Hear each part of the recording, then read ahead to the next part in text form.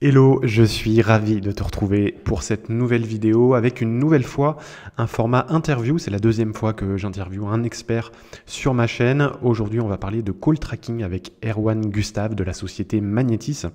Alors je sais, le call tracking, j'en ai déjà fait une vidéo, d'ailleurs je te mettrai le lien en haut à droite, mais j'ai fait une vidéo qui concernait le call tracking version Google avec la solution native gratuite que Google met à disposition dans l'interface Google Ads. Là, ce que tu vas voir avec Magnetis, c'est le call tracking version avancée, le call tracking poussé vraiment qui va te permettre non seulement de traquer tous tes canaux, ça veut dire que tu vas pouvoir par exemple attribuer un numéro à chaque canal sur lequel tu fais de la communication, par exemple sur ta page My Business, sur ton site, sur tes réseaux sociaux.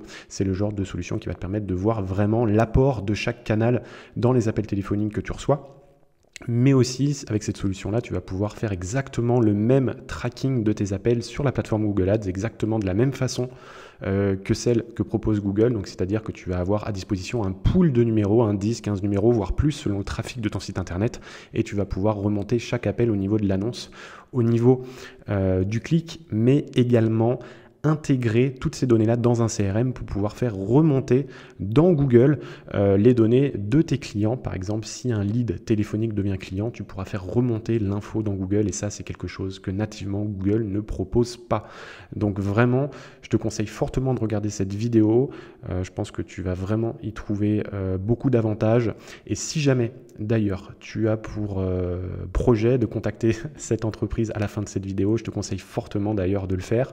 Je t'invite à cliquer sur le lien dans la description pour rentrer en contact avec eux, puisque si tu passes par le lien que je t'ai mis dans la description, tu auras les frais de création de compte offerts. Voilà, donc normalement, à la création d'un compte chez Magnetis, on te facture 50 €, mais là, j'ai pu négocier avec eux de te les offrir si jamais tu passes par mon lien. Deuxième chose, je t'ai également mis dans la description un lien vers l'espace de démo. Erwan nous fait une démo, d'ailleurs tu verras au cours de l'interview, mais si tu veux aller plus vite ou si tu veux toi-même jouer un petit peu avec l'outil, tu verras, tu pourras le faire en cliquant sur le lien que je t'ai mis dans la description. Et dernière chose, si ce format te plaît, n'hésite pas à me mettre un commentaire en me disant que tu veux voir par exemple tel ou tel expert ou que tu as envie de parler de tel ou tel thème relié bien entendu à la publicité en ligne et à Google Ads, et je verrai ce que je peux faire. Fais-moi tes propositions, n'hésite pas. Et puis, bien entendu, mets-moi un like, abonne-toi, puisque des vidéos dans ce genre-là, j'ai pour projet d'en faire plein d'autres dans le futur. Allez, sans transition, je te laisse avec Erwan et notre interview.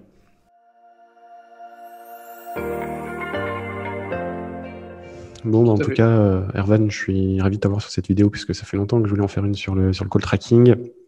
J'en ai déjà fait une sur l'intégration entre Google Ads et les CRM, et notamment Zoho. D'ailleurs, je vais mettre le lien de la vidéo en haut à droite, là, pour ceux qui regarderont cette vidéo sur YouTube.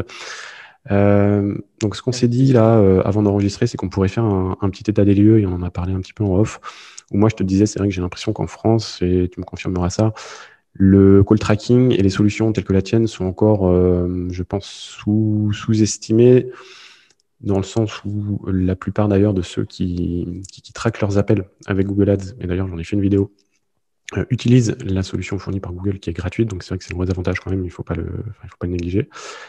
Mais je vois par rapport aux États-Unis, il y a des gros acteurs qui, je pense, sont beaucoup plus gros même que tous les acteurs au niveau européen, puisque je pense que chez eux, c'est peut-être beaucoup plus ancré dans les mœurs de pouvoir traquer beaucoup plus précisément leurs appels téléphoniques quand on sait qu'il y a beaucoup de boîtes qui ont encore la majeure partie de leurs prises de contact qui se font par téléphone et pas par formulaire. Oui, déjà, du coup, Benjamin, merci pour ton invitation. Là, dans ce que tu as décrit le topo, effectivement, de ce qu'on connaît, nous, sur le marché du call tracking et l'analytics des appels téléphoniques depuis 7-8 ans maintenant. C'est pas une grande surprise, c'est quelque chose de standard, quels que soient les marchés, qu'il y a un décalage entre les marchés américains nord-américains et les marchés européens. Maintenant, il y a des choses qui bougent assez vite en Europe sur le sujet. Au bout du compte, sur quelque chose comme le call tracking, alors je te disais simplement à titre d'exemple, mais on parle de ça comme étant l'analytics des appels téléphoniques, parce que si on remonte en fait à quelque chose de très ancien, le téléphone n'est pas nouveau, il est même beaucoup plus ancien que le web. Par contre, l'avènement du web a fait que l'analytics s'est essentiellement porté, et Google Analytics en est l'illustration parfaite, sur des métriques web au départ pour mesurer de la performance en termes d'acquisition, en termes de transfo. Maintenant, nous, l'enjeu, il a été d'aborder la téléphonie sous un prisme un peu différent, sous le prisme analytique, et de se dire, mais en fait, au bout du compte, le téléphone, c'est un des moyens les plus anciens pour contacter une entreprise, mais c'est un des moyens de contact les moins analysés par les entreprises pour mesurer de la performance de marketing, de communication. Et donc, en fait, savoir sur chaque action qui peut être faite, tu as parlé de Google Ads, ça peut être parfois du SEO, ça peut être du print, ça peut être de la télé, ça peut être des emails. Toutes ces opérations qui sont envoyées, ça génère du flux. Ça peut être du flux vers un site internet, mais ça peut être aussi des appels téléphoniques en aval. Et donc l'enjeu du call tracking, c'est effectivement d'être un analytics des appels téléphoniques pour venir travailler là-dessus et lever le voile sur tout ce scope de données qui était un flux finalement déjà très ancien dans les entreprises, mais qui n'était jamais utilisé du côté marketing, du côté communication, voire du côté commercial comme des indicateurs de performance. Donc ça fait une quinzaine d'années maintenant que quand même que le procédé existe et c'est plutôt a commencé à se répandre en France et en Europe. Maintenant, oui, sur la remarque que tu faisais, on sait que en termes, on parle souvent de taux de pénétration sur le marché. Si on prend le marché nord-américain, aujourd'hui, on est à plus de 80% des entreprises qui utilisent du call tracking pour analyser sous l'angle de la data leurs appels téléphoniques. En Europe, on est plutôt sur le pourcentage opposé, c'est-à-dire qu'on est plutôt sur un 20-25%. On était à moins de 10 il y a encore 5 ans, donc ça progresse. Il y a de l'évangélisation dessus qui est aussi la responsabilité de chacun des acteurs et des éditeurs de solutions de call tracking. Mais on voit que ça parle de plus en plus, surtout dans une ère, tu as cité Google Ads, c'est un très bon exemple, dans une ère où la notion de ROI est de dire, ou même on parle de ROI, on parle de ROAS, le but étant de voir à chaque fois que j'ai des budgets à investir maintenant, quel est le retour que j'ai, et quel que soit le moyen de conversion. Et c'est en ça que le call tracking prend sa place de plus en plus aujourd'hui dans les outils analytiques. Ouais, et puis je pense aussi, et c'est ce que je te disais tout à l'heure, on est en tout cas dans la publicité en ligne aussi dans une période où ça va bien se révolutionner puisqu'on va perdre bientôt tout ce qui est cookies tiers, et Oui. on a déjà commencé. Et donc c'est vrai que ce que recommandent d'ailleurs les grandes plateformes et Google en premier, c'est que chaque annonceur, il faut que tous les annonceurs se créent des données first party, donc leurs propres données. Et donc, laisser à Google le choix de traquer ses appels, ça signifie que quand on a, par exemple, ou même des cycles d'achat qui peuvent être un peu longs, bah, entre le premier appel et la conversion parfois et la vente, ça peut prendre du temps. Et donc là, avec ce genre d'outil, ça permet aussi, dès la première prise de contact, de capter la donnée de l'internaute, par exemple dans un CRM, mais ça, on en reparlera un petit peu plus tard. Et il y a que des outils comme le tien qui permettent de faire ça, parce que c'est vraiment super important. La data qu'on va pouvoir capter, que ce soit au niveau des appels et au niveau des formulaires, ça va être, c'est le nerf de la guerre au final. Surtout quand on fait de la lead gen ou quand on est comme ça des sociétés de services et qu'on n'a rien à vendre sur son site web, que tout se fait au final en dehors du site. Donc c'est pour ça que je prends l'exemple de la lead gen, mais n'importe quel artisan, n'importe quelle entreprise qui fait de la prestation de service, par exemple, pourra par exemple vendre par téléphone. Et dans ce cas-là, il n'y a que grâce à ce type de solution, on peut vraiment aller du clic à la vente sans perdre de données au milieu. Et là où je te rejoins là-dessus, on a des remarques parfois, alors pas de gens qui viennent sur la plateforme parce que eux sont plutôt déjà convaincus en arrivant, mais plutôt quand on va nous-mêmes chercher des nouveaux clients, des nouveaux partenaires, on a des remarques où on nous dit mais sérieusement le téléphone, il y a un intérêt à analyser ça. Et j'ai souvenir d'une conversation il n'y a pas si longtemps que ça avec un grand opérateur français qui nous avait fait la même remarque en disant mais les appels téléphoniques quand même. Et en fait, ce qu'on constate, c'est que depuis qu'on existe, si bien sûr qu'il y a un flux important qui passe par les appels téléphoniques, ce que tu évoquais, tu peux avoir un trafic qui va vers un site internet, mais une fois que je suis sur un site internet, si mon moyen de conversion, si je suis pas dans du e-commerce, mon moyen de conversion, c'est un formulaire ou un numéro de téléphone pour une entreprise de service, tu t'évoquais un artisan, Ça peut même être un hôtel, un restaurant, une agence immobilière, une concession automobile. Si je veux des informations, effectivement, je peux prendre le téléphone et appeler directement. Là, ce qu'on voit dans les comportements, c'est que le téléphone, oui, il est toujours aussi important, mais pour des raisons qui vont aussi avec l'évolution des comportements, c'est que les gens sont plus exigeants sur le fait d'avoir une réponse très rapide. Je suis intéressé dans l'immobilier par une annonce immobilière. Quand on travaille dedans, c'est parce que justement les internautes veulent une réponse rapide pour savoir si ce bien-là il est dispo. Si j'envoie un formulaire parce que je suis intéressé par un bien, potentiellement, je sais que peut-être qu'il va falloir 24 heures, 48 heures avant d'avoir une réponse, savoir si ce bien est toujours dispo, alors qu'au téléphone, je peux avoir la réponse immédiatement. Ça, c'est le côté immédiateté de l'info qui fait souvent que le téléphone est privilégié aujourd'hui et que, y compris sur des jeunes générations, ça passe beaucoup. Il y a un côté plus habituel dans le comportement sur les anciennes générations. Mais on voit que de toute façon, le flux d'appels téléphoniques est toujours aussi important et il s'est même renforcé. C'est une info, on édite un baromètre depuis mars 2020, depuis que la crise sanitaire a commencé. Parce qu'en fait, nous, on a une visibilité sur plusieurs milliers de comptes clients, sur les volumes. On ne parle pas de sources d'acquisition, mais ne serait-ce que des volumes. Et aujourd'hui, on gère 3 fois plus de volume à portefeuille d'utilisateurs constants sur la plateforme qu'avant la crise. Et notamment parce que quand les points de vente sont fermés, quand il y a moins de mobilité possible, bah oui, dans ce cas-là, je peux utiliser de l'email, mais le téléphone revient comme un moyen de contact immédiat et assez efficace. Et pour le coup, c'est vrai que ça va dans cette veine-là, c'est que oui, ne pas en fait utiliser en fait la donnée téléphonique comme data de mesure de performance pour du marketing, de la communication, c'est se priver de tout un scope de la data et de la mesure de perf. Donc c'est vrai que ça avance beaucoup et pour le coup encore plus dans le contexte actuel. Après, tu as raison, il y a ce que tu soulignais sur se dire est-ce que maintenant avec les évolutions contextuelles sur le cadre juridique, comment ça se passe? Effectivement, on incite de plus en plus les annonceurs à se rendre maîtres de la donnée qu'ils collectent, qu'ils gèrent aussi et qu'ils monitorent derrière. On est forcément impacté, nous, par ce genre d'approche. Et du coup, il y a une adaptation de la solution par rapport à ça pour se conformer à ces nouveaux usages.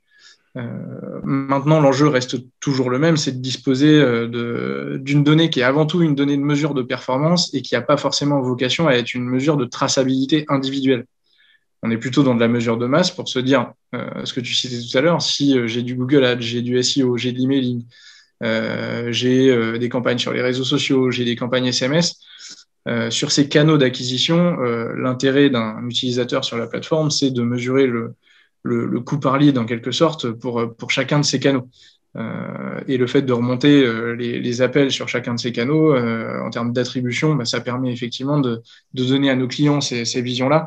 L'objectif à ce moment-là, on le voit bien, il n'est pas forcément d'aller sur de la donnée individuelle propre à un appelant 1 ou un appelant 2. Écoute, on va voir ça en plus dans la petite présentation que tu nous as faite et je crois que tu nous as aussi ouvert un compte de démo pour qu'on puisse voir concrètement comment ça se passe dans la plateforme. C'est vrai que jusqu'à présent, on a été assez générique, mais là au moins c'est bien. On va rentrer dans le détail concret. Pour que ce soit plus concret et que les gens se rendent vraiment compte de l'intérêt de la solution et de son fonctionnement en fait. Oui. Alors, dans l'approche, c'est un petit peu, ça va faire écho à ce qu'on décrivait à l'instant sur l'échange, mais de se dire est-ce que le téléphone a toujours sa place? Oui, bien sûr qu'il a sa place. Il y a souvent quelqu'un qui, quand on nous fait ces remarques-là, il y a une petite remarque toute bête qu'on fait quand on est en meeting, alors moins maintenant, mais qu'on faisait encore avant, il y a quelques mois. S'il y avait ces remarques-là, on demandait en fait qui autour de nous avait un smartphone à disposition. Et on était quasiment sur du 98-99%. Enfin, c'est quand même un peu probable aujourd'hui que les gens n'aient pas un téléphone à disposition. Et que ce soit en termes d'usage ou de moyens pour contacter une entreprise, on est typiquement dans le genre de cas où ce sont certes des outils plus anciens, le téléphone en termes de moyens de contact, mais qui de toute façon génère beaucoup de conviction encore dans le moyen le plus efficace pour joindre une entreprise. Sur ces notions-là, quand on parle de call tracking, il y a ce que tu soulignais tout à l'heure, qui est de dire, bah oui, ça me permet potentiellement de connaître l'origine de mes appels, ce qui est très difficile en soi sans un outil comme celui-ci, parce que enfin, demander à chaque client où est-ce que vous nous avez connu, si la réponse c'est Internet, ça permet pas particulièrement de faire de l'attribution. Internet, ça nous dit pas si c'est du SEO, si c'est de l'AD, si c'est même tu citais Google Ads, ça pourrait très bien être Bing Ads, ça pourrait être des régies ou des infomédiaires ou des emailing, enfin tout type de support. Et généralement, le déclaratif du côté du client est pas une source d'infos fiable, et en plus, c'est pas de toute façon le besoin du client à ce moment-là. Mais dans ce genre de cas de figure, si on parle de l'origine des appels, quand on parle de call tracking, on n'a souvent pas en tête tous les types d'infos qu'on peut récupérer au travers d'un appel téléphonique. Parce que oui, il y a la source de l'appel. Tu as aussi un eurodatage de l'appel qui est chose classique, à quelle heure, à quelle date les gens ont appelé. Tu as une notion de durée d'appel, tu as une notion de décroché. Toutes ces infos-là font qu'on va les agréger, nous, les retraités, et dans l'interface, elles sont traduites en indicateurs de performance. Et c'est surtout ça, en fait, sur lequel on va pouvoir lever le voile pour que bah oui, ça puisse permettre de réaliser un petit peu les potentiels d'optimisation de perf. Je reviens un petit peu sur ce que tu dis par rapport c'est vrai au téléphone, parce que moi j'ai un exemple d'ailleurs assez concret et c'est une question qu'on m'avait posée il n'y a pas longtemps sur un podcast, qui était de me dire, parce que j'avais fait un gros changement moi sur ma page d'inscription, enfin sur la page qui vend mes prestations. Et en fait, celle que j'avais avant affichée directement en clair mon numéro de téléphone, et la deuxième que j'avais fait, c'était juste un formulaire où l'internaute renseignait son email et puis rentrait dans une séquence derrière automatisée, quoi. Et en fait, ce qui se passe, c'est que même si le taux de complétion du formulaire était supérieur dans la deuxième, bah, c'était pas une page qui était plus performante, puisque le fait d'enlever le téléphone, tu vas quand même te couper de pas mal de gens qui ne veulent pas soit mettre leur coordonnées, ou soit qui préfèrent avoir la personne de vive voix au téléphone directement parce que c'est comme ça qu'ils ont l'habitude de faire. Ouais. Et ça, c'est vrai que je sais qu'il y en a beaucoup qui ne le mettent pas aussi pour économiser aussi du temps homme, parce que parfois, ça nécessite d'avoir quelqu'un ou plusieurs personnes au niveau d'un standard téléphonique. Après, ça génère aussi des appels d'après-vente pour les clients qui ne sont pas forcément satisfaits, etc. etc. Donc, c'est vrai que ça crée du boulot supplémentaire et des ressources à mettre dessus qui sont supplémentaires aussi et qui coûtent de l'argent. Et donc, la solution de facilité, c'est typiquement d'enlever le numéro de téléphone du site ou de ses landing pages pour éviter de te déranger. Sauf que, tout à fait. Sauf que finalement, si la personne a absolument envie d'appeler, si elle voit pas de numéro sur la page, qu'est-ce qu'elle va faire? Elle va aller chez quelqu'un d'autre, là où il y a le numéro qui vient d'afficher. En gros, donc voilà, c'est ça. Il faut pas l'oublier. C'est-à-dire que même si on se dit moi, il n'y a pas de souci, hein, je suis jamais dispo, donc je vais pas mettre de numéro de téléphone sur mon site. Sauf que le souci avec ça, c'est qu'on se coupe d'une certaine proportion de prospects qui est non négligeable. On est d'accord. À moins que la stratégie initiale soit de dire non, j'ai déjà trop de clients et j'en veux pas plus, et auquel cas, oui, ça a du sens. Mais je pense pas que ça soit l'objectif de la majorité des entreprises. Le but est plutôt de se dire oui, si j'ai des nouveaux prospects, comment je peux faire en sorte d'optimiser ça et d'en avoir un maximum. Et à partir de là, c'est des choses ce que tu as décrit, c'est exactement des comportements qu'on a pu observer, nous, en faisant de l'A/B testing avec certains utilisateurs, en disant une page avec et une page sans numéro. Effectivement, en fait, les notions de conversion, on n'a pas du tout les mêmes approches. Et puis même, je veux dire, même si la personne ne va pas appeler, le fait de voir qu'il y a un numéro de téléphone en clair sur le site et que si t'as de la réassurance, quelle qu'elle soit, effectivement, ça fait de la rassurance et ça permet aussi d'améliorer le taux de conversion global, même des formulaires, en fait. Ah oui, non, mais complètement. Et c'est pour ça qu'on n'est pas non plus focalisé que sur l'appel téléphonique de notre côté. Dans notre solution, oui, mais on n'est jamais à revendiquer ne mettez qu'un numéro, ne mettez pas de formulaire. Généralement, c'est un ensemble qui se complète. Et là-dessus, c'est vrai que on a beaucoup de clients qui, de leur côté, peuvent aussi, en complément d'un numéro de téléphone, démarrer un parcours client par un formulaire, mais qui de toute façon vont repasser par le téléphone derrière pour avoir des précisions complémentaires, pour avoir des infos. Et ça, pour le coup, ça démontre dans ce qu'on évoquait tout à l'heure, quand on dit que le call tracking, c'est un analytics des appels téléphoniques, ça démontre bien quand on dit analytics que c'est une complémentarité avec ce qui se passe online et puis ce point de contact qui crée une rupture qui est le téléphone. Mais ça, oui, entièrement d'accord sur les notions de comportement et c'est des choses qu'on continue à suivre de façon précise parce qu'il y a vu toutes les évolutions de parcours client en cours, par moment, c'est vrai qu'on essaie de voir à quel point le téléphone peut être ballotté ou pas, et soit avec une place de plus en plus prépondérante ou non, mais en l'occurrence, quels que soient les secteurs, on bosse avec un peu plus d'une quarantaine de secteurs d'activité. Il y a des hauts et des bas, mais plus liés comme on l'a vu avec le contexte sanitaire, où un secteur comme l'hôtellerie a plongé de près de 70% ses volumes d'appels.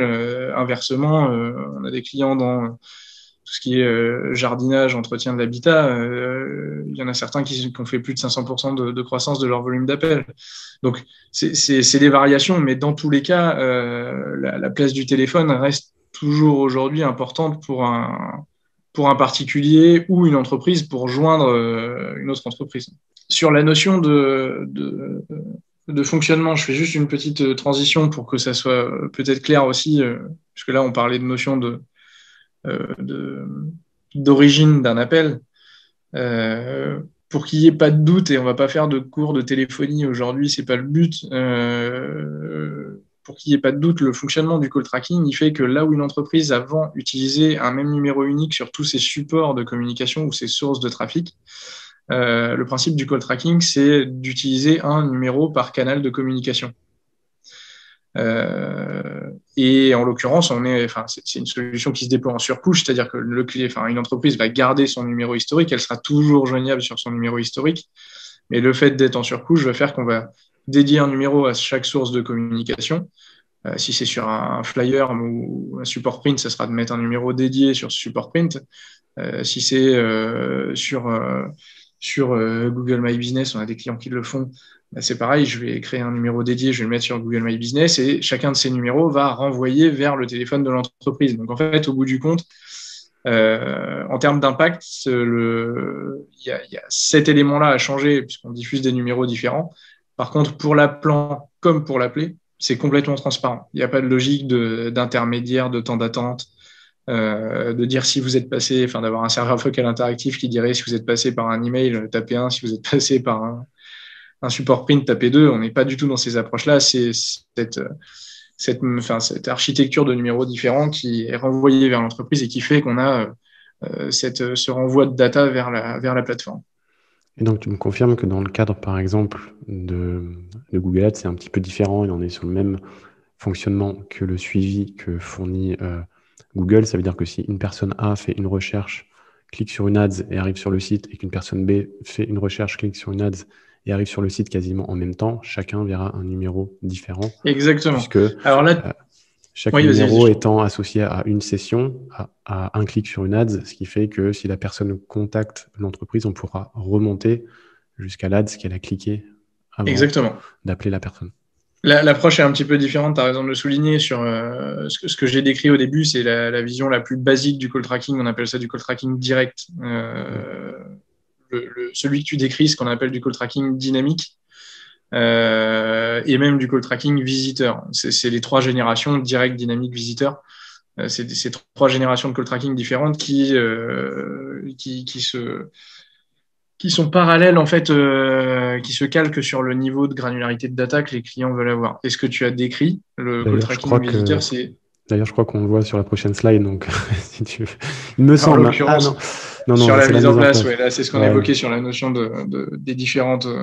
des ouvertures de lignes, ce que tu évoquais sur l'exemple d'un Google Ads, on est sur de la génération 3, puisque là, on va fonctionner sur chaque session qui viendra de Google Ads avec un numéro dédié à chaque session. La différence, d'ailleurs, quand on parlait du coup génération 2, on parle de call tracking dynamique, et génération 3 de call tracking visiteur. La différence d'indicateur que ça donne entre les deux, c'est qu'en génération 2, ça dira la semaine dernière, j'ai eu 50 appels via Google Ads. Ouais. C'est une donnée intéressante. Elle permet déjà de mettre un budget en face et puis de dire, bon, bah voilà mon coût par lead provenant de Google Ads et sur mes appels générés. Maintenant, l'avantage de la génération 3, c'est de pouvoir se dire, oui, mais en même temps, sur ces 50 appels, de quels mots-clés, de quelles campagnes, de quelles annonces venaient ces différents appelants. L'enjeu là-dessus, il est assez simple, c'est que ça permet de se focaliser plutôt sur une notion lead que sur une notion de clic. Je peux très bien avoir un mot-clé qui va être 20% moins cher en CPC, par exemple, et qui va me générer peut-être 10 fois plus de trafic. Mais si le mot-clé d'à côté, il me faut allez, 10 clics pour générer un appel, alors que le premier mot-clé que j'avais évoqué, il me faut plus de 80 clics pour me générer un appel. Ce 20% d'écart de clics au départ en coût, si je raisonne en coût par lead à la fin pour générer des appels, clairement, on va s'y retrouver avec plus de performance en fonctionnant sur ce deuxième mot-clé. Donc le but, il est là, il est de venir travailler sur des annonces, des mots-clés, des campagnes qui ne génèrent pas seulement du clic, mais du call. Oui, et tu l'as très bien souligné là-dessus, hein, Google a une fonctionnalité qu'ils ont sortie il y a quelques années maintenant, où en l'occurrence, ils travaillent sur ce genre de sujet. Il y a des nuances aussi, c'est par rapport à une solution éditrice de call tracking. Google, c'est une data qui les intéresse, et d'ailleurs, c'est pas les seuls. Hein. Il y a beaucoup d'intermédiaires comme ça que les annonceurs utilisent pour leur communication sont très friands de ce genre de data parce que ça leur permet, eux, de justifier une performance qu'ils génèrent à leurs clients, donc qu'ils génèrent aux entreprises. Maintenant, étant donné qu'ils ne sont pas pure players non plus, ils sont dans une logique où ils ne travaillent que sur leurs canaux d'acquisition, c'est-à-dire que Google ne peut travailler que sur Google Ads ou éventuellement sur Google My Business, mais ils ne le font pas. L'avantage quand on travaille sur une solution une solution tierce, c'est qu'en l'occurrence, on travaille sur tous les canaux d'acquisition possibles. C'est-à-dire c'est très rare qu'un client analyse un canal seulement. La majorité de nos clients vont analyser généralement une architecture classique. Ça va être la mesure des appels générés par le SEO, par le SIA, par Google My Business, éventuellement un support print ou un support digital type de l'emailing ou du SMS. Après, moi, ce que j'aime bien aussi dans la génération 3 qui va te permettre de remonter jusqu'au mot-clé, jusqu'à la campagne, c'est qu'au-delà du savoir, toi, dans ta plateforme, combien tu as reçu d'appels via ce mot-clé, et donc de pouvoir calculer éventuellement un coût par appel, c'est de se dire, je vais encore plus loin, c'est-à-dire que toi, ta solution, et tu nous le diras un petit peu plus loin au niveau de des intégrations que tu peux avoir avec des plateformes CRM, par exemple, où tu vas dire, ce client-là, il m'a appelé, sauf qu'ensuite, il est devenu client et il m'a rapporté tant d'argent. Et donc, ça veut dire que toi, après, tu peux te dire, parce que c'est pareil, hein, et au niveau des appels, tu en as qui appellent, mais en fait, c'est que des demandes de renseignements et c'est des gens qui font pas devenir clients. C'est bien aussi d'avoir l'info, et c'est d'ailleurs, c'est la plus grosse valeur ajoutée, c'est de se dire, ce client-là qui m'a appelé il y a un mois, il est devenu client, il m'a généré tant de chiffre d'affaires, de faire remonter cette info-là dans la plateforme Google Ads, histoire de donner aussi l'information à l'algo qui va mieux optimiser les campagnes du coup, puisqu'il aura les vraies informations sur les appels qui sont devenus clients. Et donc ça, c'est quelque chose, c'est pour moi le plus gros avantage aussi, c'est de faire fonctionner la remontée des données depuis Google vers ta solution, mais également de faire redescendre via l'import des conversions, la data de ta solution ou de la plateforme à laquelle elle est liée vers Google Ads. Voilà. On est d'accord là-dessus. On en avait déjà parlé un petit peu ensemble aussi, mais on est une source de data, on est une brique de data au milieu d'une chaîne, au milieu d'un parcours client.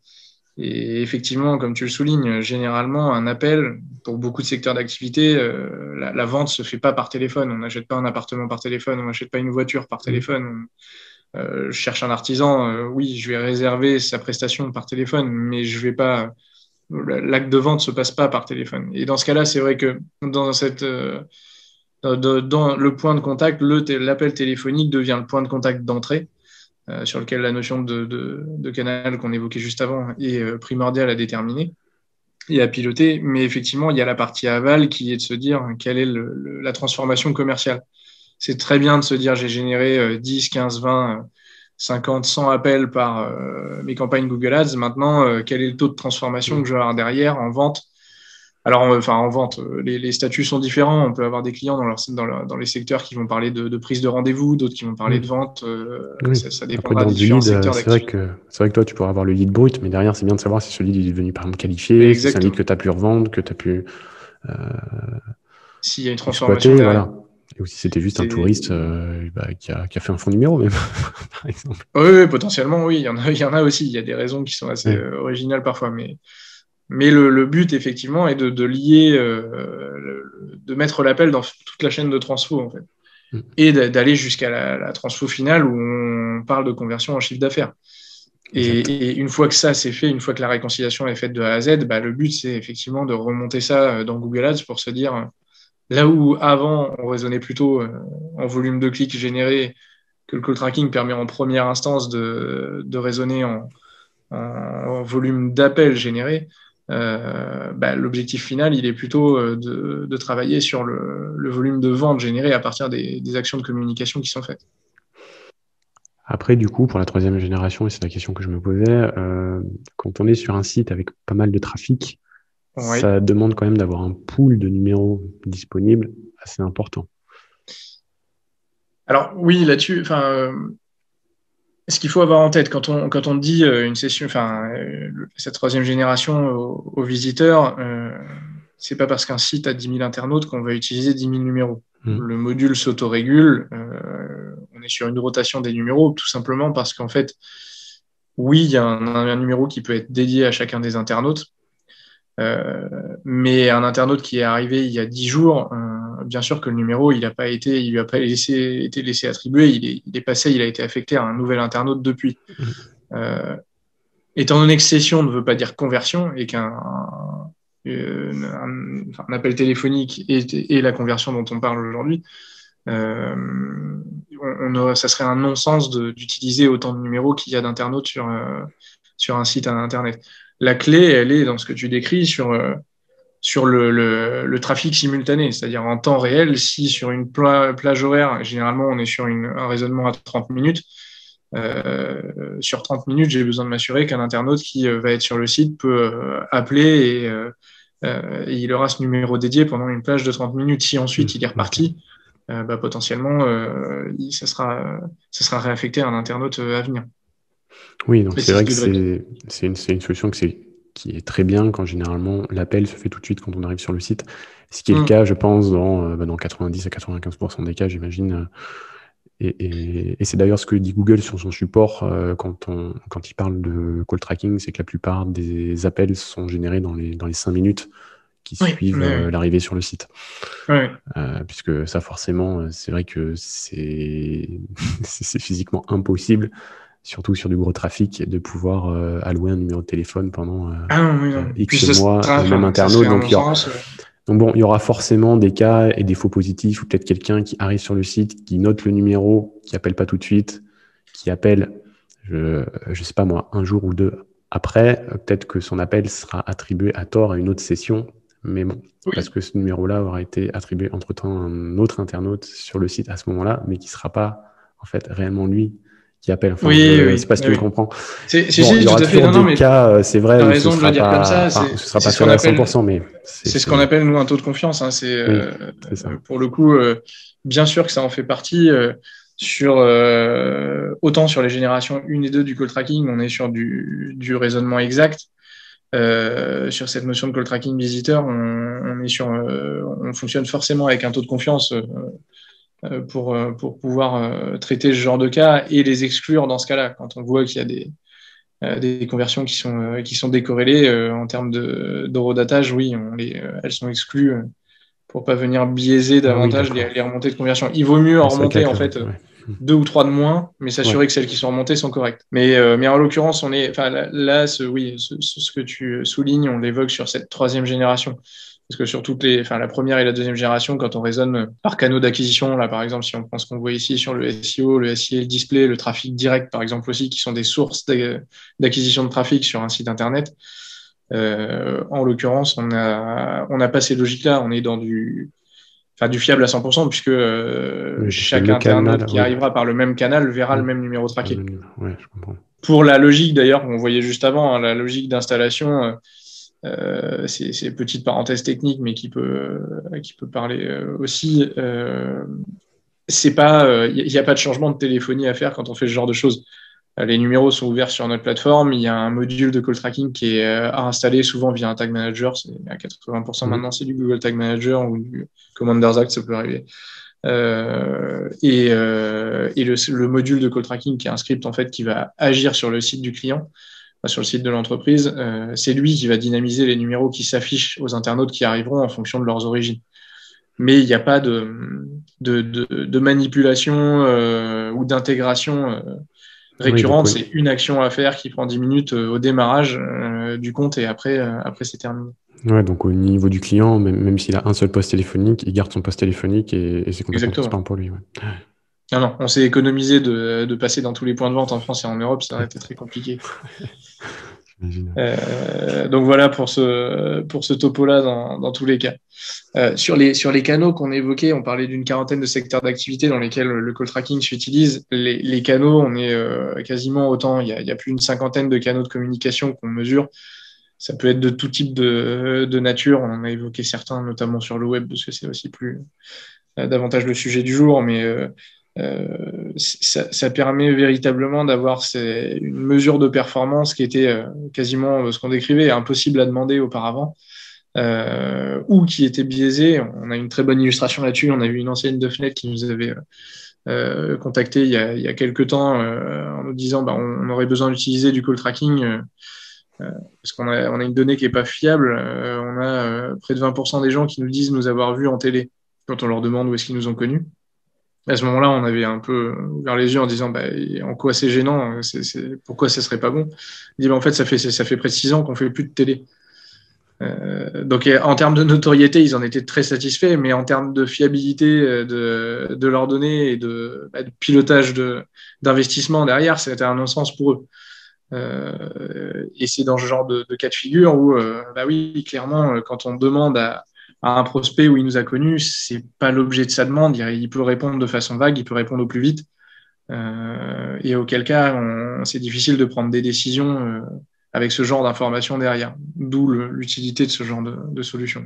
Et puis c'est vrai que j'avais même vu, je crois, une vidéo sur ton site où il y a quelqu'un qui parlait que même, par exemple, sur les objets publicitaires, on n'y pense pas forcément, mais si on fait des stylos, si on fait Ouais. si on fait des trucs comme ça, on peut aller très loin, quoi. Et puis se dire, tiens, c'est le stylo que j'ai donné sur tel salon qui a généré X demandes de contact, etc. Après, on a le syndrome en interne, on appelle ça la numéroïde. Le but et maintenant, on a ce rôle-là aussi d'accompagner nos utilisateurs là-dessus. Le but n'est pas de créer une usine à gaz en allant trop loin en granularité, puisque si à la fin on mesure un appel d'un côté, un appel de l'autre, prendre une décision là-dessus, ça reste quand même très compliqué. La conclusion, elle est difficile à prendre. Donc le but est plutôt d'avoir des masses pour se dire en face de chaque investissement que je vais faire, quel est le retour que j'ai. Mais on a des cas d'usage hyper intéressants, hyper variés. Tu parlais effectivement des objets publicitaires, ça peut être un cas. On a des clients, par exemple, dans l'immobilier commercial, la location de bureaux. Alors, même si le contexte actuel fait que ça se porte peut-être moins bien, mais on travaille avec eux depuis 4-5 ans maintenant. Eux utilisaient des numéros dédiés pour chacune des affiches qu'ils mettaient sur l'Île-de-France et puis un petit peu partout en France d'ailleurs. Et ils avaient mis un numéro dédié place de l'Opéra Garnier. Ils en avaient mis sur le périph', ils avaient un bureau dédié. Ils avaient mis un numéro dédié à cet endroit-là aussi. Et en fait, ça leur permettait géographiquement de pouvoir avoir une approche de mesure de perf de ce support de communication qui était leurs affiches.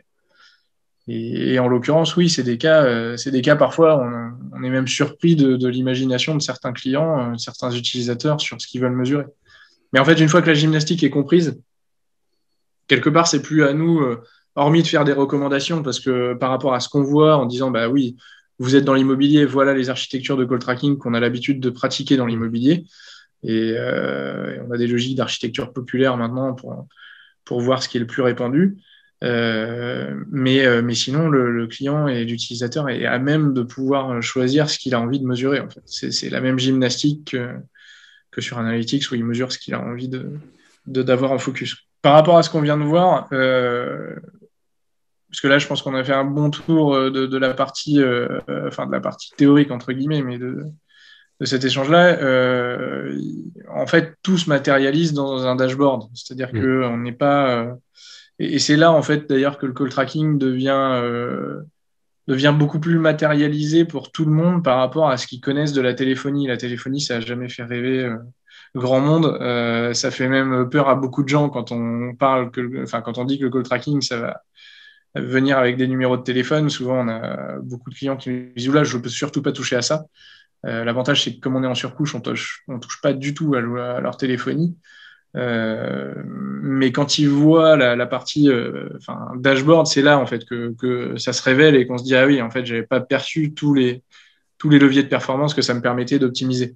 Alors, avant de revenir à cette vision-là qui est plutôt matérialisée, je reviens juste à cette notion qu'on évoquait tout à l'heure. Ça, c'est ce qu'on appelle une architecture de call tracking. C'est-à-dire que là, par exemple, on est dans du call tracking dynamique, typiquement, avec un numéro dédié à chacune des sources de trafic du site internet. Ça peut être mon RefNat, ça peut être mon apport Google Ads ou de l'emailing qui me génère aussi du trafic. Et puis potentiellement d'ailleurs un exemple que tu donnais qui était sur du print.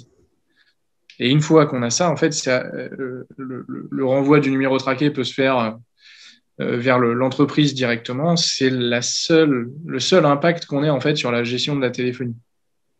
Et une fois que ça c'est fait, bah, en fait, c'est surtout là que les responsables marketing, les responsables communication, les responsables digitaux, les responsables commerciaux, eux ne vont plus raisonner que par ces dimensions-là, que par la partie dashboard qui va leur ressortir ces stats-là qui étaient invisibles pour eux auparavant et qui leur permet d'avoir une vision de volume d'appel. Alors ça, c'est une vision assez standard, hein, mine de rien, de se dire quel est le volume d'appel que je reçois. C'est une donnée qui est à la portée de tous. Et mine de rien, si elle est à la portée, on a bossé déjà avec des grands acteurs qui se plantaient, c'est-à-dire qui se plantaient d'un ordre de 2 à 3 sur les volumes qu'ils pensaient recevoir.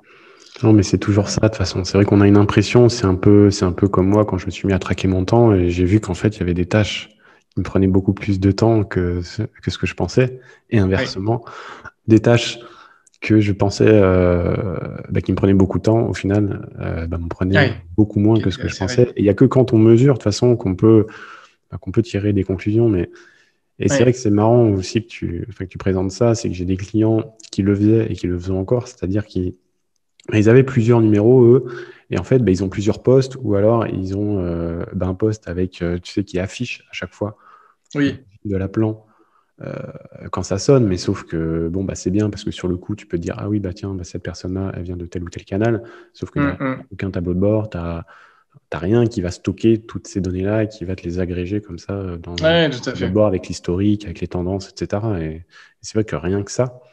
Donc ça, c'est la deuxième génération, j'imagine. Hein, c'est le dynamique. C'est vrai que rien que ça déjà, et même si on est uniquement sur ce niveau de granularité-là, c'est vrai que ça apporte déjà beaucoup en termes de... C'est révélateur.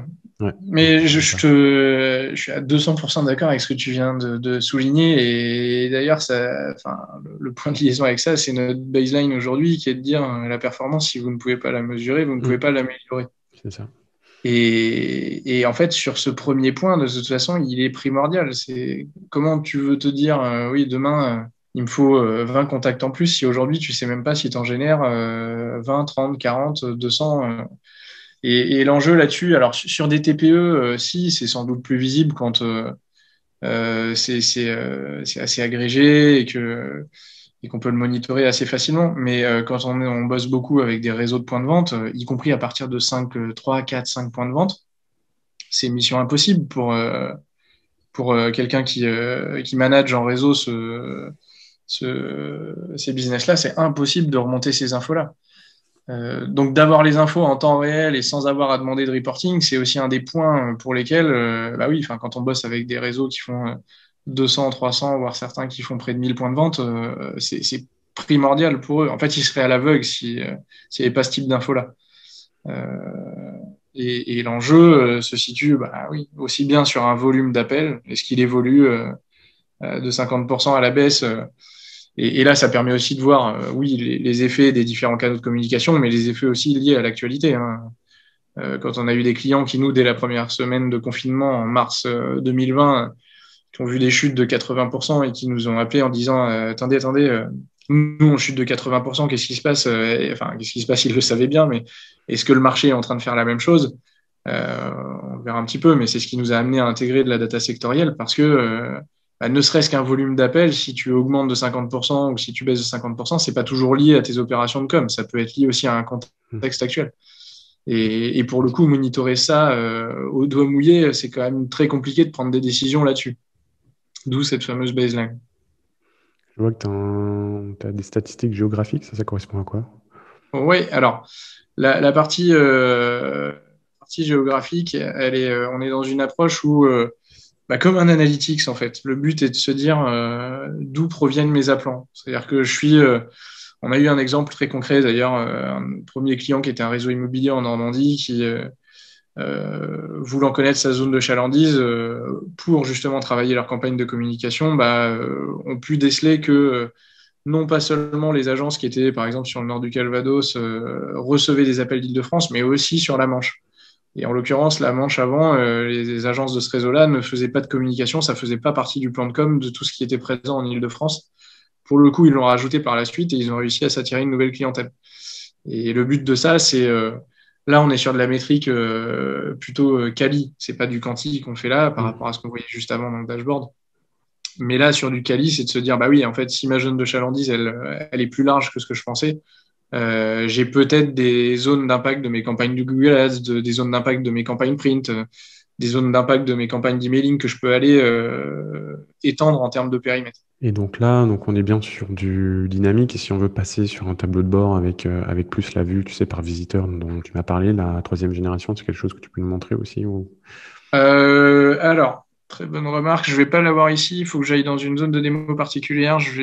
Si ça te va, je la remontre à la fin. Ouais, ça marche. OK. Il y a une approche qui est souvent appréciée chez nos utilisateurs parce que c'est souvent quelque chose qui est là, on voit l'impact de l'analytics dans le call tracking. On a la notion de source, donc où là, effectivement, on raisonne par canal en se disant mon SEO, Google Ads, mon emailing, combien d'appels ça a généré.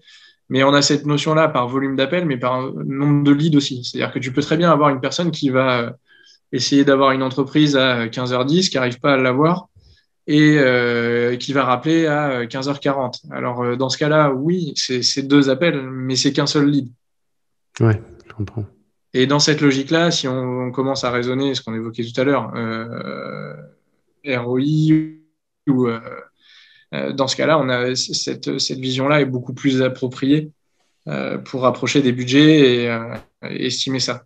Et le point complémentaire à ça, sur la notion de récupération de performance, c'est aussi la notion d'appel manqué.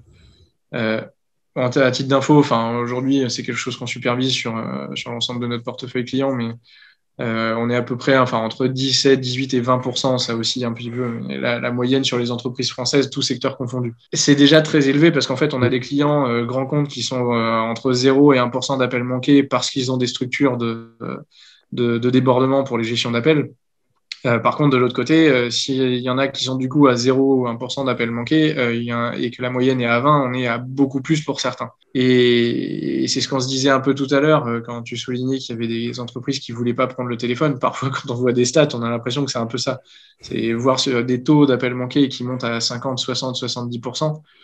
C'est presque un non-sens, surtout quand en face, on sait que, par exemple, ça vient d'un Google Ads. C'est que ça veut dire qu'on est en train de, entre guillemets, de jeter du budget par les fenêtres.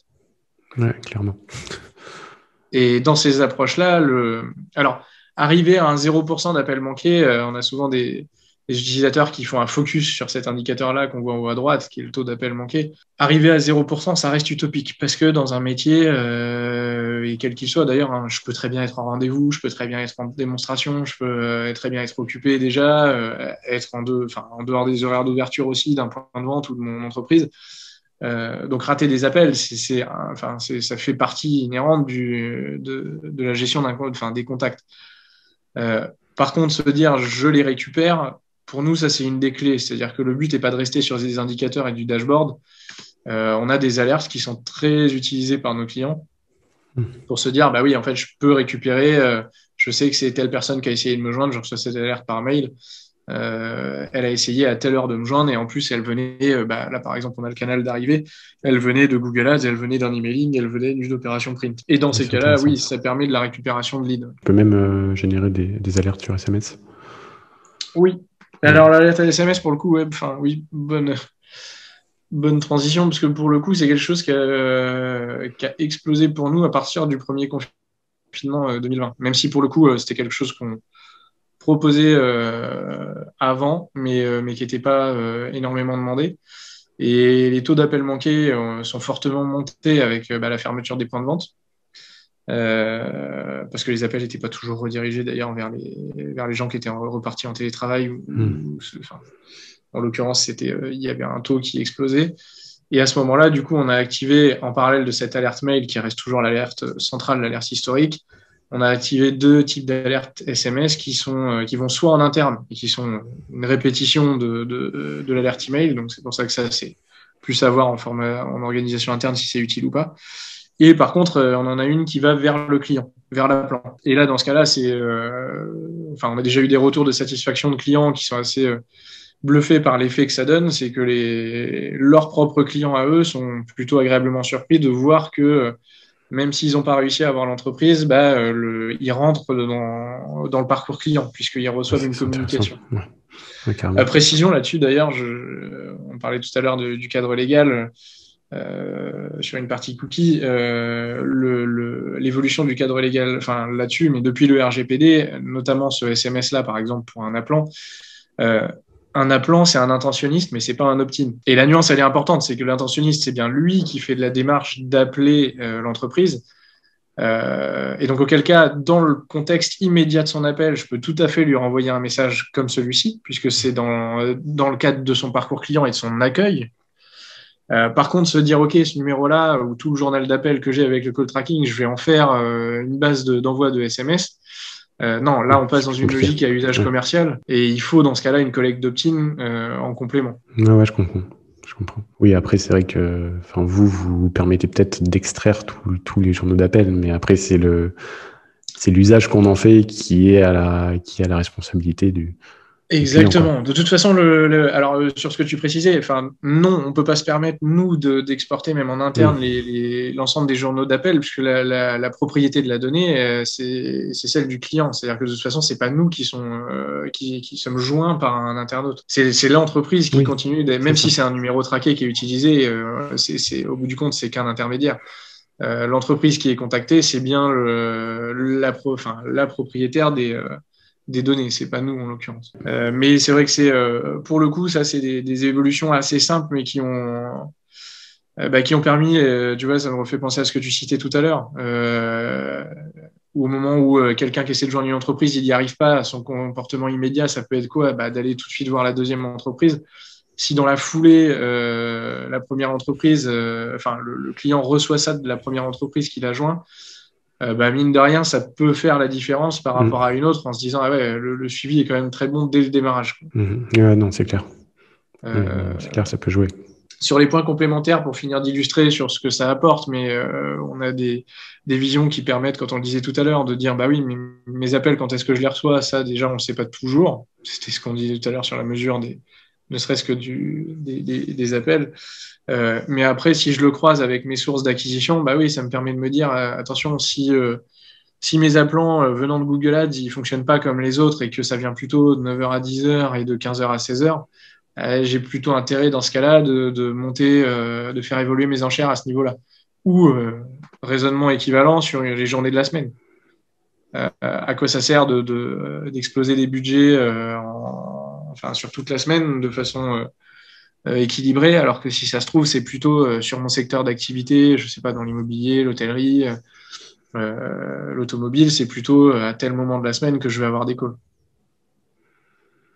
Et ça se travaille. Tu peux faire un peu comme Google, c'est-à-dire que Google, tu peux dire, tiens, je considère que c'est un appel qui est qualifié quand il dépasse plus de X secondes. Oui. Est-ce que toi, en données brutes que tu envoies dans la plateforme, si jamais il n'y a pas de liaison CRM, etc., histoire d'aller jusqu'à la vente ou autre, tu peux déjà dire, tiens, moi, je remonte un appel, donc une conversion, si l'appel dure plus de X secondes, parce que je sais que si ça dure 10 secondes, soit c'est un touriste, soit c'est un étudiant, qui a fait une demande de stage, par exemple. Enfin, tu vois, Ouais, tout à fait. le genre de prospects qui sont pas qualifiés. Mais si Non, ça t'as raison, passe c'est une très bonne remarque. 1 à 3 minutes, là, par contre, c'est qualifié et je remonte l'info dans Google. Oui. En fait, ça, c'est des configurations de qualité de lead, ce que tu soulignais, hein, de dire, là, en l'occurrence, je ne considère qu'un lead sur Google Ads est qualifié que quand il dépasse 3 minutes de call. Et ça, pour le coup, c'est très dépendant des secteurs d'activité. Oui, c'est vrai. Dans l'artisanat, tout ce qui va être serrurerie ou des métiers d'urgence, l'appel n'a pas besoin de durer 10 minutes. Par contre, quand on est dans du travel, de l'immobilier, tout ce qui est, on bosse avec des piscinistes, avec des cuisinistes. En l'occurrence, là, tu es sur des appels pour qu'ils soient bien qualifiés, qui aient échange réel sur le besoin, qui peuvent aller de 5, 7, 10 minutes assez facilement. Ouais. Et donc Et ça, dans tu ce peux cas-là, bien le oui. paramétrer dans la plateforme. Oui, ouais, tout à fait. Là, on est sur un compte de démo, donc en l'occurrence, y compris, voilà, mais c'est des choses qui sont limitées sur cette démo, mais oui, ça fait partie des cas d'usage pour optimiser de la remontée de lead qualifié. Ok. Et je vois que tu as Ok, des là-dessus. API, tu as des connecteurs avec beaucoup d'outils. Tu te connectes avec. Ouais, alors ça c'est un point clé pour nous. On en avait parlé un petit peu ensemble avant, où ce que je t'avais indiqué, c'est que le call tracking aujourd'hui, si on revient à l'intro qu'on faisait, c'est en plein essor. Il y a dans tout type de métier, tout type de secteur d'activité. Maintenant, on sait qu'on n'est pas une brique centrale d'analytics. On est une source de data qui n'était pas exploitée auparavant et qui l'est de plus en plus maintenant. Mais dans cette logique-là, alors hormis pour de la configuration, et encore on accompagne beaucoup nos utilisateurs dessus, mais l'usage de la plateforme, il est pas primordial pour nous. Ce qui importe plus, enfin surtout, c'est pas que la plateforme soit utilisée, c'est que les datas de mesure de perf soient utilisées par nos utilisateurs. Et auquel cas, ça peut être fait, comme tu le soulignais tout à l'heure, aussi bien en ayant des connecteurs vers des outils analytics, ça peut remonter dans Google Ads, ça peut remonter dans Google Analytics, dans Data Studio, mais ça peut aussi aller en aval vers une CRM. Et dans ces approches-là, on a des connecteurs qui sont dédiés, qui sont natifs avec beaucoup de solutions. Et puis après, aujourd'hui, enfin ça fait même quelques années maintenant, on est présent également sur Zapier. Ah oui. Et du coup, on est interfaçable avec un peu plus de 1500 solutions aujourd'hui. L'enjeu, il est clairement pour nous que cette donnée-là, si elle n'est pas consultée chez nous, c'est pas la clé. La valeur ajoutée, les gens s'en rendent compte davantage avec ce qu'on a vu tout à l'heure pour les rapports et les alertes. Les alertes sur appel manqué, quand les commerciaux les reçoivent, clairement, c'est pas eux qui vont se lamenter de ne pas se connecter à un outil ou à une interface ou un dashboard. Au contraire, ils sont plutôt très satisfaits de n'avoir à traiter que l'alerte sans avoir à se connecter. Ouais, je comprends. Ouais. Et donc, du coup, et avec Zapier, tu as quand même beaucoup d'automatisme. Parce que je veux dire, c'est que c'est bon, parce que moi, j'ai vu des outils ou des intégrations avec Zapier qui étaient loin d'être complètes, tu vois, où tu pouvais pas faire grand-chose. Oui. Donc bon, Ah, je sais pas où vous en êtes vous, mais on est, c'est presque ce que je te décrivais tout à l'heure sur les canaux de communication mesurés avec le call tracking. C'est que les usages avec Zapier, on en est nous-mêmes surpris quand on voit les cas d'utilisation qu'il y a. La donnée qui est disponible en fait avec le call tracking qui est renvoyée en connecteur avec Zapier, c'est une donnée basique, c'est-à-dire que tu sais à quel moment la personne a appelé, selon l'usage et le niveau de ton compte de conformité RGPD, tu as les coordonnées de l'appelant par exemple quand c'est un appel manqué, parce que évidemment bien sûr que tu peux rappeler quelqu'un qui a essayé de te joindre et que tu n'as pas réussi à avoir. Sur ces exemples-là, il y a beaucoup de connecteurs qui peuvent être utilisés, et on est presque déjà sur la vision la plus aboutie en fait pour nous d'un point de vue intégration, parce que la donnée qui est à fournir, elle est presque toujours la même. C'est celle qu'on voyait juste avant, si tu veux, dans le journal d'appel. Quand tu vois le nombre, enfin, la clé du call tracking, elle est ce qu'on évoquait au tout début, elle est pas dans le recueil et la collecte de quantité de data hallucinante. On est dans de la data hyper simple, hyper factuelle. Et c'est pour ça d'ailleurs que ça s'adresse aussi bien à de la TPE qu'à du très grand groupe, parce que quand ces données-là, elles sont connectées à un autre outil via Zapier, bah, il n'y a pas besoin d'avoir un niveau d'intégration hyper poussé. Et j'ai vu que tu avais un webhook pour lancer des actions automatiquement. Ça correspond à quoi exactement en langage Ouais, pour simplifié? dans les classiques de connexion, soit on a les connecteurs natifs, là, ceux qu'on voit là, ou Zapier quand c'est connecté à un autre outil, une autre solution. Maintenant, on a des clients, eux, qui préfèrent passer soit par l'API, soit par le webhook. Bon, je ne sais pas s'il y a besoin de faire un rappel, mais le sens est différent dans les deux cas. L'API, c'est plutôt nos clients qui vont avoir un boulot à faire en interne pour venir appeler nos données. Pour aller chercher l'info. Le webhook, on sera plutôt dans le schéma inverse, Hmm. où on va pousser la donnée potentiellement à chaque appel qui va être généré comme un event, en fait. Et là, on l'envoie vers le point de destination chez notre utilisateur qui le souhaite.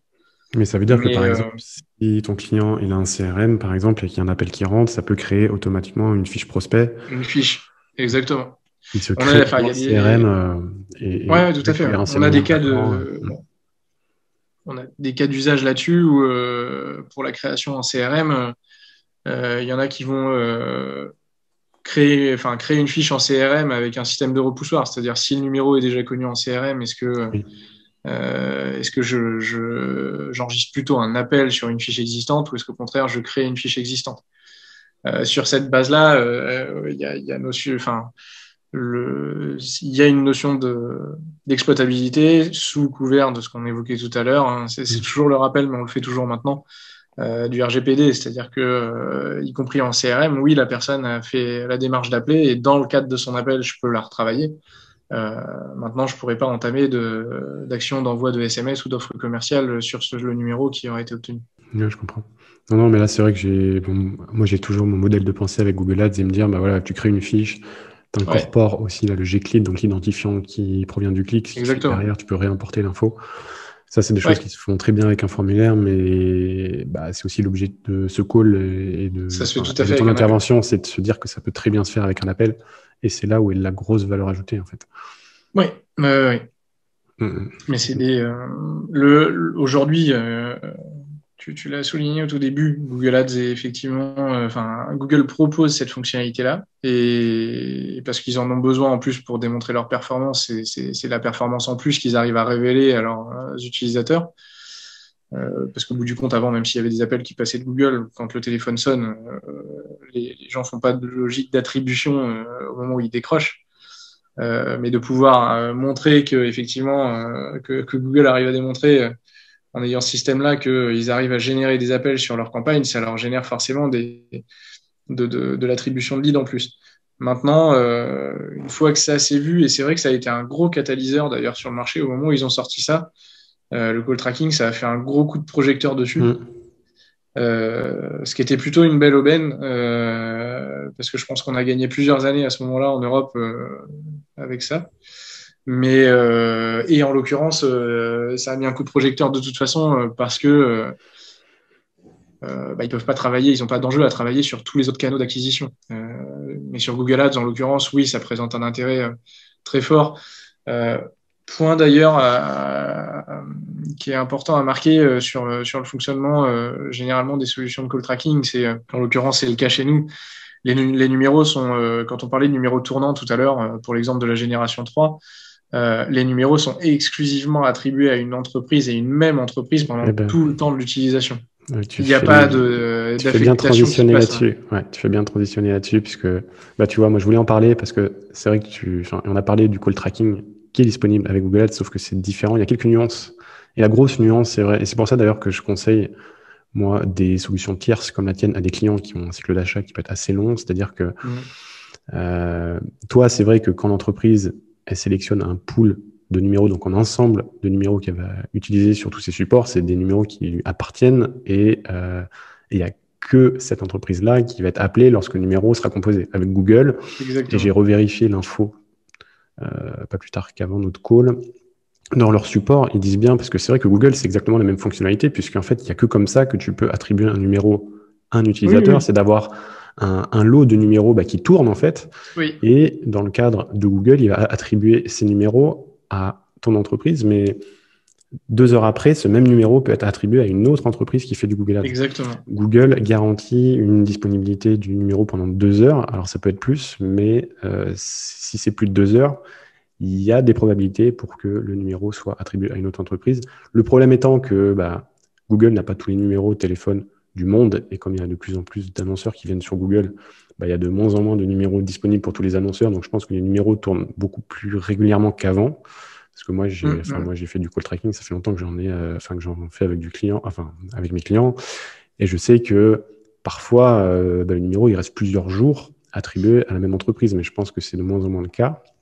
Donc ça, c'est le premier d'ailleurs gros reproche moi que je fais au call tracking de chez Google. Ça veut dire que s'il y a un prospect qui note le numéro et qui rappelle quelques heures après, il y a de fortes chances pour que le numéro tombe sur une autre entreprise. Et là, dans ce cas-là, on a perdu le prospect à jamais, quelque part.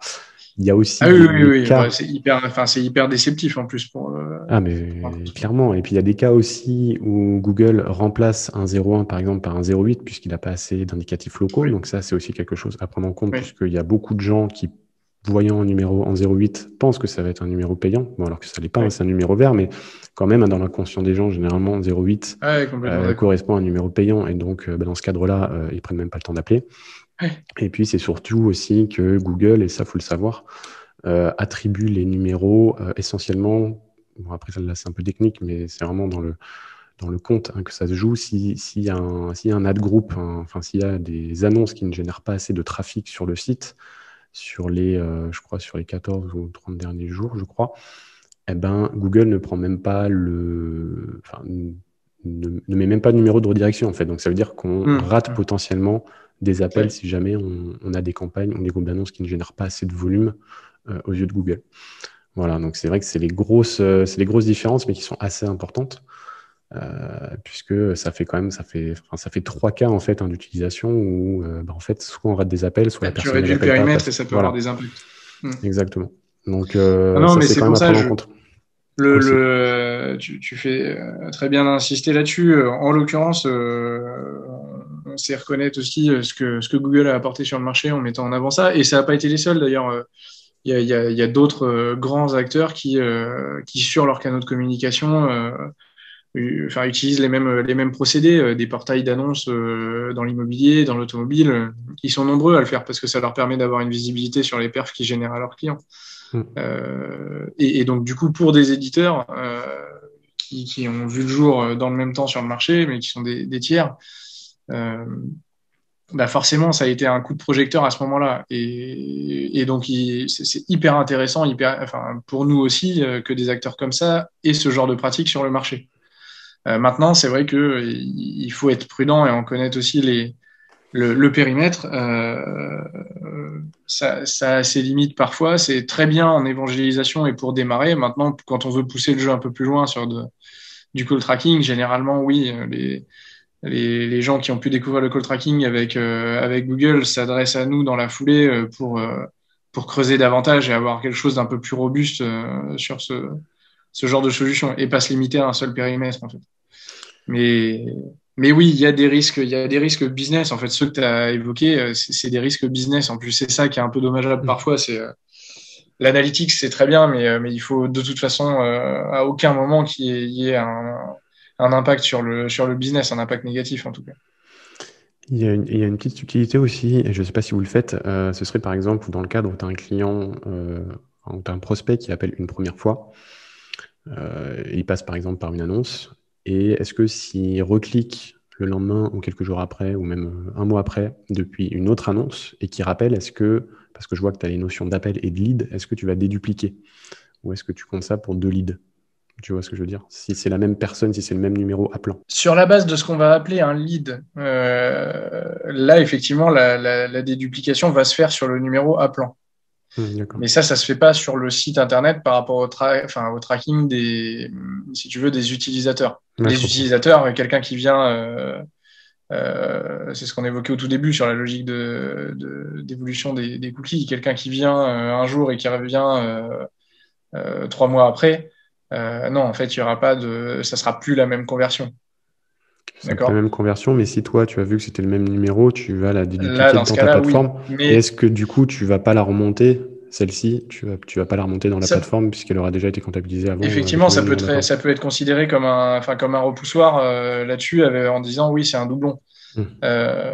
Mais c'est pour ça qu'on fait une différence entre les deux, si tu veux, c'est que là, dans la situation que tu as décrit, en l'occurrence, même si un numéro est dédié à une session quand il arrive, il va pas passer en conversion, donc en conversion call, tant qu'il n'a pas passé un appel. Donc c'est pas parce que le numéro lui a été attribué qu'il a forcément passé un appel dessus. Et donc c'est dans cette logique-là qu'on n'a pas la même approche de traitement, de déduplication quand on parle soit des sessions, soit des appelants. Ouais, parce que le but, c'est vrai que oui, c'est que ce soit fait au niveau de l'appelant, même si c'est vrai que on ne sait pas sur le site web que c'est la même personne, mais sauf qu'à partir du moment où il va appeler, on va savoir que c'est la même personne puisque ce sera le même numéro d'appelant.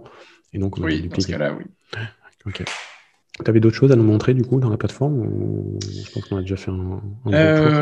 On a fait un bon tour, je pense. Après, c'est des choses plus classiques, mais dernière petite précision. Alors là, je veux juste voir si on l'a à dispo.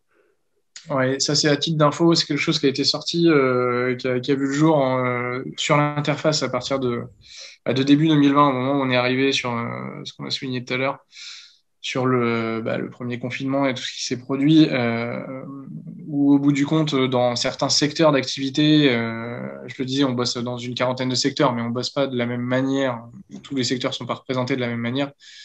À partir du moment où un secteur est suffisamment représenté, on ouvre en fait ces données sectorielles à nos utilisateurs pour dire bah tiens, si je suis une agence immobilière et que j'ai envie de voir comment le secteur immobilier est en train d'évoluer sur ces dernières semaines ou sur ces derniers mois, bah, ça me permet de voir les stats que moi j'ai et les stats que le secteur a. Ouais, c'est super intéressant ça. En l'occurrence, oui, là ça donne encore une fois, c'est une autre vision de l'analytics des appels, mais ça a permis à beaucoup de nos utilisateurs parfois de se rassurer, de dire ok, je viens de prendre un plomb là avec les nouvelles annonces, je prends moins 40% de contacts. Ouais, mais en même temps, si le secteur est en train de faire moins 60, bah bon, je vais pas dire que je suis heureux, mais au bout du compte, j'ai pas à m'affoler davantage. Et c'est le genre d'outil et de vision qui est assez apprécié de nos utilisateurs dernièrement parce que ça leur permet aussi de voir un petit peu ce qui se passe. On est toujours sur notre périmètre à nous, qui est le périmètre des appels, et on ne prétend pas avoir des indicateurs de santé économique dans l'outil. Mais en tout cas, ça reflète le niveau de la demande qui va vers tel ou tel secteur et le niveau de la demande qui vient chez moi dans mon entreprise, y compris sur des notions d'appels manqués. On a des clients qui disent chez moi, je suis à 30% d'appels manqués et sur mon secteur, mes confrères, ils sont à combien? Toutes ces données-là sont anonymisées sur tous les acteurs qu'on a dans un secteur d'activité. Mais se dire, OK, en fait, chez moi, je suis en train de rater 30% d'appels alors que dans le secteur, la moyenne, elle est à 14%. Bon, peut-être quelques petits trucs à faire pour ajuster ça et être plus réactif que mes confrères pour les cas qu'on illustrait tout à l'heure. Après, c'est vrai que est-ce que tu pondères, puisque quelque part, là, tu vois, tu parlais d'agence immobilière, mais l'agence immobilière qui a deux ou trois agences versus celle qui en a 10, c'est pas du tout le même volume d'appels non plus, quoi. Oui, mais c'est pour ça que la notion, nous, généralement, un compte utilisateur chez nous, généralement, ça correspond à un point de vente. D'accord, ok. Et donc, dedans, on travaille avec, mais tu as raison de le souligner, étant donné qu'on travaille avec des réseaux qui font plusieurs centaines de points de vente et d'autres qui en font 3, 4, 5, 10, 20, il y a des impacts dans ces chiffres-là qui sont à prendre en compte. C'est que la notoriété d'une marque fait qu'il y a peut-être plus d'appels sur cette marque-là que sur une autre. Mais c'est pour ça qu'en agrégeant tous les comptes d'un secteur d'activité, on vient netter ce genre d'effet de bord, si tu veux. Mais précision là-dessus, ce que j'ai indiqué tout à l'heure, c'est que de toute façon, on a plusieurs critères de déclenchement de ces stats sectoriels. Il faut déjà que le secteur soit suffisamment représenté en compte client chez nous. Il ne faut pas qu'un utilisateur ou qu'un compte ou qu'une enseigne ne représente plus d'un tel pourcentage pour être parce que sinon, ils seraient surreprésentés et ça présenterait pas d'intérêt. Donc, on a toutes ces métriques-là qu'on a travaillées pour définir, si tu veux, une sorte de feu vert au moment où on peut lancer l'indicateur sectoriel sur tel ou tel secteur. Ok, bah écoute, je pense qu'on a fait un bon tour de la plateforme. J'aurais quelques dernières questions avant de te laisser. Ouais, Et je crois que tu avais l'info sur tes slides, on va revenir dessus, sachant que je pense qu'il y en a beaucoup qui se posent la question du tarif. Ça, c'est important aussi. Oui, tout à fait. Ok, donc les tarifs, du coup, on y est. Alors, c'est souvent, d'ailleurs, ça nous arrive de poser la question en amont, avant qu'on nous demande les tarifs, on demande combien, enfin, on le faisait plus avant, maintenant, ça commence à être bien connu, mais on demandait aux gens s'ils pensaient, s'ils savaient à peu près quel ordre de grandeur ça pouvait être. Et on a eu des surprises, parfois des gens qui nous disaient, j'imagine, un 10-15 000 euros d'installation ou ce genre de choses. Bon, ça dépend aussi de la taille du client et des réseaux avec lesquels on peut bosser ou des tailles d'acteurs. Mais non, en l'occurrence, c'est une solution qui est très accessible et aussi bien d'un point de vue technique, ce qu'on disait tout à l'heure, où il n'y a pas d'installation technique, hormis le module sur le site internet, ça oui. Mais il n'y a pas de changement de la téléphonie, il n'y a pas c'est compatible avec tout type d'opérateur téléphonique et d'ailleurs que ce soit du classique ou de la VoIP, peu importe en fait, c'est compatible de tous les côtés. Donc en fait, ce que tu vas payer, c'est juste le numéro en fait. Exactement, c'est le seul mode de fonctionnement qui existe. Alors, il y a une condition sur certaines fonctionnalités, je vais juste faire une parenthèse après, mais on est sur la base de forfait mensuel sans engagement. Simplement, après, c'est du classique, tout mois terminé, enfin, tout mois engagé terminé. Et c'est en fonction de l'architecture de call tracking qui est à déployer. C'est-à-dire que j'ai besoin de 4 numéros traqués pour aller mesurer 4 canaux différents. Je vais être à 10 euros plus 19, enfin 10 euros et 19 euros, donc avec 2 numéros traqués. Et ensuite, c'est 5 euros supplémentaires par numéro supplémentaire. Donc, je veux mesurer, on va prendre un exemple simple, mais je veux mesurer simplement mon canal Google Ads. J'ouvre mon compte, j'ai besoin d'un numéro traqué seulement, et ça me coûtera 10 euros par mois. Je veux mesurer mon canal Google Ads avec en même temps le SEO. J'ai besoin de 2 numéros, ça me coûtera 19 euros par mois. Et je veux rajouter maintenant le trafic direct et l'emailing. J'ai besoin de 2 numéros supplémentaires. Ça me rajoute 2 fois 5 euros, 10 euros. J'arrive à 29 euros par mois. Et c'est comme ça qu'on fonctionne par tranche et que les tarifs sont dégressifs. D'accord, donc les 5 numéros supplémentaires, c'est entre 2 et 15 numéros. Et dès que tu atteins le palier de 15 numéros, tu es à 84 euros et tu paieras plus que 3 euros par numéro supplémentaire. Exactement. Et est-ce que du coup, puisque ce qui nous intéresse aussi, c'est la troisième génération, parce que tu as dit que ça dépendait de la complexité de l'installation, est-ce que si on prend par exemple, on est sur un site où on sait qu'il y a à peu près entre 10 et 15 connexions toutes les 30 minutes, c'est ce que tu disais, c'est surtout ça qui va déterminer le nombre de numéros dont tu as besoin, et qu'on se dit, ok, je prends un pack de 15 numéros, est-ce qu'on est toujours sur 84 euros ou est-ce que du fait de la spécificité de la troisième génération, je vais quand même payer un petit peu plus à l'installation? Ouais, très bonne remarque. Là-dessus, pour le module d'école tracking, effectivement, on a, il y a en génération 3, étant donné qu'on fonctionne aux visiteurs, il y a un coût pour le module. C'est le seul endroit où il y a une partie liée au module qui est de 15 euros par mois pour le module. Et sur ce que tu évoquais sur la notion de volume de numéros nécessaire, ce qu'on va appeler un pool de numéros, on ne peut pas fonctionner en dessous de 5 numéros. D'accord. C'est la rotation minimale et en même temps, ça correspond à une très grande majorité de sites. Pour des sites qui sont même jusqu'à 10, 15 000 internautes mensuels, généralement la ventilation ramenée à l'heure ou à la demi-heure sur ce qu'on évoquait fait qu'avec 5 numéros, on arrive très bien à tourner. Et de toute façon, dans l'interface, on a un suivi de la couverture du pool de numéros par rapport au trafic de l'autre côté. Et on peut savoir si on est trop juste pour ajuster après et en prendre plus. Ouais, ça c'est bien. Exactement. Ça module à la hausse ou à la baisse. Le forfait s'adapte de toute façon d'un mois à l'autre. On a des clients qui vont tout d'un coup avoir un trafic qui va monter. Ils ont besoin d'augmenter le pool et puis qui va réduire le mois suivant. Ils peuvent rediminuer le pool. Et est-ce que c'est 15 numéros par site? Mais si j'ai plusieurs sites, est-ce qu'on multiplie par le nombre de sites sur lequel le module est mis en place? Alors, oui, enfin, si on a plusieurs sites, il faut avoir des pools dédiés parce que faire Oui, du. oui, oui, c'est ça. Généralement, ce qu'il y a avec un site internet, c'est que si c'est une entité différente, ça veut dire que le destinataire va être différent vers qui il faut renvoyer les appels et du coup avoir des numéros mixés sur plusieurs sites avec des destinataires différents, ce serait laborieux en termes d'architecture. Mais si je prends un exemple pour des petits réseaux de points de vente avec lesquels on peut bosser. Généralement, en fait, c'est sur un même site et enfin, c'est un store locator que tu vas avoir qui va présenter les différents points de contact géographiques et leur numéro de téléphone. Mais dans ce cas-là, quand on raisonne en nombre de sites, c'est parce que le module doit s'installer sur un site ou plusieurs sites.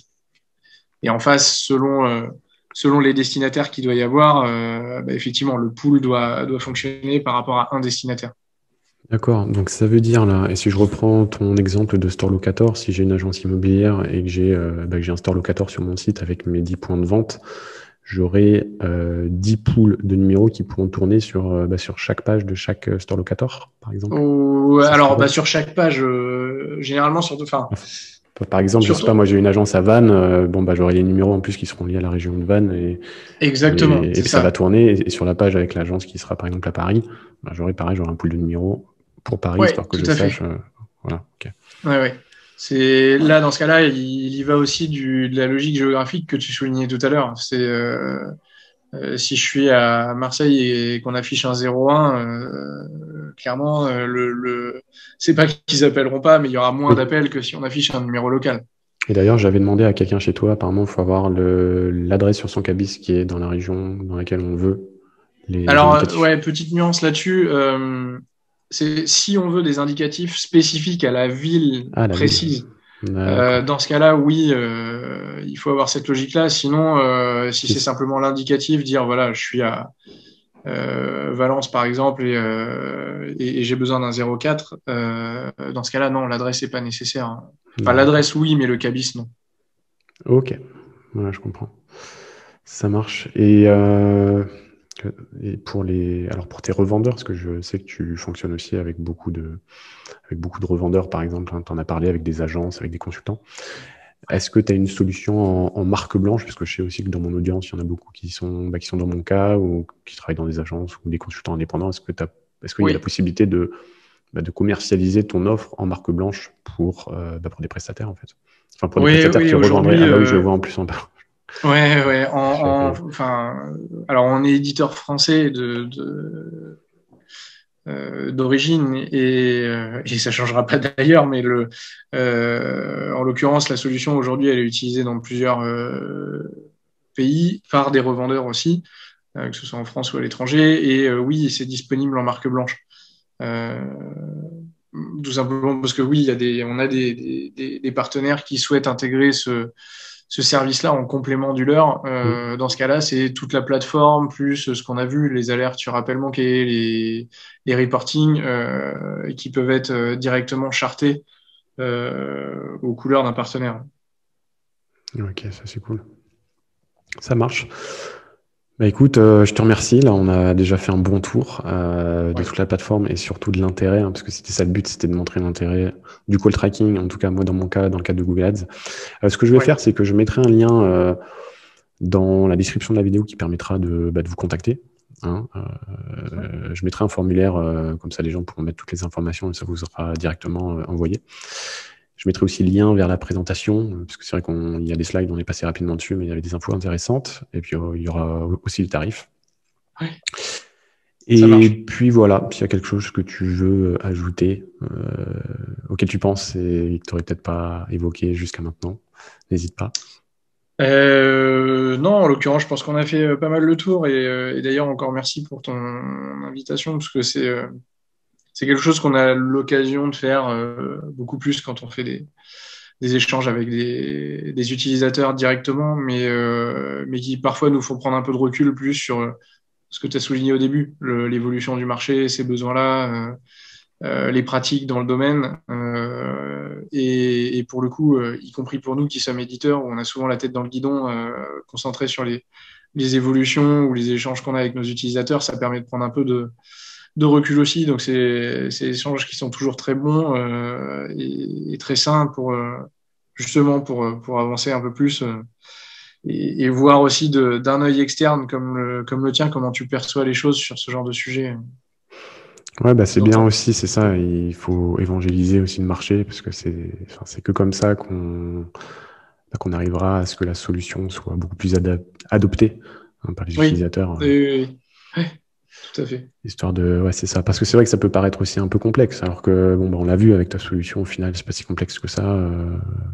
Enfin, j'imagine que tu peux prendre des numéros assez facilement quand tu es connecté et qu'il faut rajouter un ou deux numéros, à mon avis. Enfin, c'est ce que j'avais cru Exactement. Ça voir se fait. dans une démo d'ailleurs, ton outil. C'est du Tu le sélectionnes self-service. en 2 secondes, Ouais. et puis voilà, et puis tu as ton forfait qui doit se mettre à jour aussi, j'imagine. Mais c'est ça aussi qui fera que la solution sera plus adaptée, c'est de démocratiser et de se dire, bah ouais, en fait, c'est La hyper simple. simplicité. T'as pas de, voilà, Ouais. t'as pas de téléphone à acheter ou d'installation complexe à faire chez toi. Ouais, Et ouais. puis t'as que le numéro à acheter. Donc au final, et on l'a vu, hein, pour un module et puis 15 numéros, ça doit coûter combien? 84 plus 15, ça Oui, fait même pas 100 euros. Donc, oui, oui, c'est ça. Bah, ça fait souvent, un de bon toute prix d'appel. façon, c'est à mettre en regard des, quand on, éventuellement, ça peut paraître cher, c'est à mettre en regard souvent des budgets de communication qui sont investis. C'est-à-dire que si l'enveloppe, elle est déjà de même 500 ou plusieurs milliers d'euros, mais plusieurs milliers d'euros, se dire, si avec ça, ça me permet de bien mesurer mon ROI et de l'optimiser encore derrière en investissant mieux, Bah, c'est très vite ça doit pas être rentabilisé. un sujet. Enfin, moi, je vois sur Google Ads, à partir du moment où on traque pour les vrais leads, bah, Google arrive mieux à optimiser, on a des meilleurs résultats et les 100 ou même les 300 euros d'investissement sont largement rentabilisés Oui, puisque oui, derrière, on oui. fait plus de chiffres avec un meilleur retour sur investissement. Donc, Ouais, tout à fait. c'est gagnant-gagnant, quoi. Ok. Bah, Avec, Erwan, un grand merci pour ton avec temps. plaisir, c'était Et très puis, sympa de pouvoir bon, échanger bah, avec toi là-dessus. je mettrai Et toutes les coordonnées de Magnetis dans la description, comme ça les gens pourront facilement venir vous voir. ok, eh Bah, à très ben, bientôt super. Et ben à bientôt, Benjamin. Merci en tout cas. et à la Et prochaine. ouais, salut. Salut.